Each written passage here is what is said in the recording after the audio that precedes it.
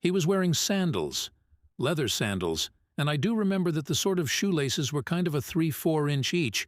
They were not thin. His sandals were light color, probably beige. Yes, that was the color. Jesus was fit, very fit.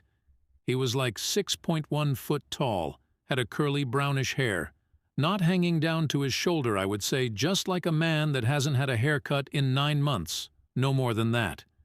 His hair had some blondish highlights, like if he had been living right next to the ocean. He had broad shoulders. Jesus has a beard. His beard was only 1 inch grown, no more than that. His arms were the arms of someone that has been working in the woods, at a lumber yard or, probably, a construction worker. What got my attention was that Jesus has aged in heaven. He died at 33, but now he might be like 38 or 39. He was definitely in his late 30s.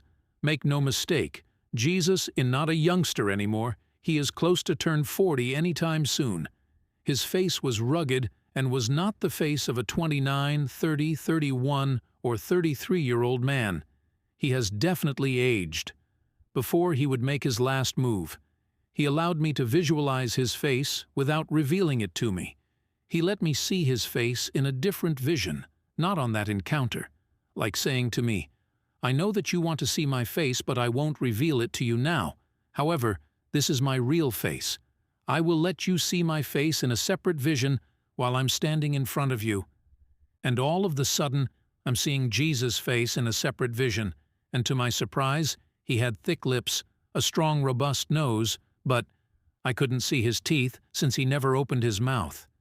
Now, since I have had the opportunity to travel all around the world, and since I believed how he was going to look, like most people believe pretty much. Sephardic from Bethlehem then. He was supposed to be a dark olive-skinned Jew from that particular area, but not. Jesus looked like those Italians from the northern part of Italy, bordering Switzerland, Germany, Austria, and Slovenia. I was in shock. He was Caucasian. He kept pacing and pretending that he was about to make a decision, but he has some doubts, like thinking, should I? Will he be able to handle it? Is it the right time? Will he change his ways? Will he ever follow me? Is he my right choice? Am I wasting my time with this guy?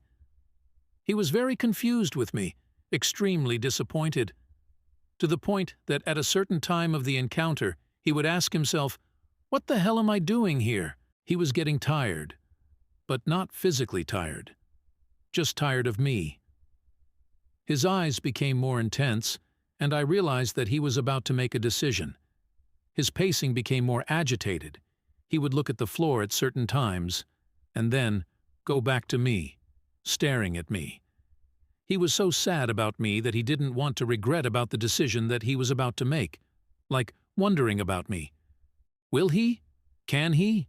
Will he ever listen to me? Will he change his mind? Will he finally follow me and obey me? And I knew he was ready to deliver his verdict and hit me. By the way, while he was pacing, I had the feeling that he was going to throw a punch at me that for sure was going to take me down. He grew both of his hands, I would say, easily 10 to 12 feet long, and, in a sudden lightning bolt, extended his arms, reaching out to me sort of violently. His hands landed on my head, touching the bottom of my forehead and both my ears. And the vision was over. He disappeared. I woke up, or I was relieved from the vision, but the reality is that he was no longer in front of me. Days later, I understood that Jesus was wearing a thick rope, since at the office where we were at was winter season. It took me more than 6 months to finally understand that he had been graceful and forgiving towards me, and that he had a message and an assignment for me. Not only I would go through the worst time of my life where my wife's left leg would be amputated, but he would had to be forced to remove from me a variety of bad habits that were impeding the purpose that he had for my life.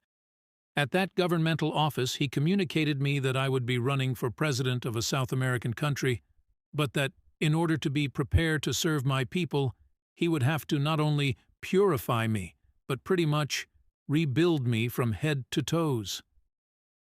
I want to mention that, in fact, prior to this encounter, I had already started a presidential campaign.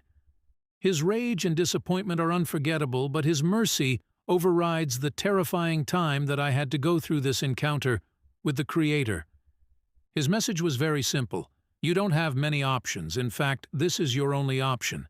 Whether you follow me or you fail in life, you choose.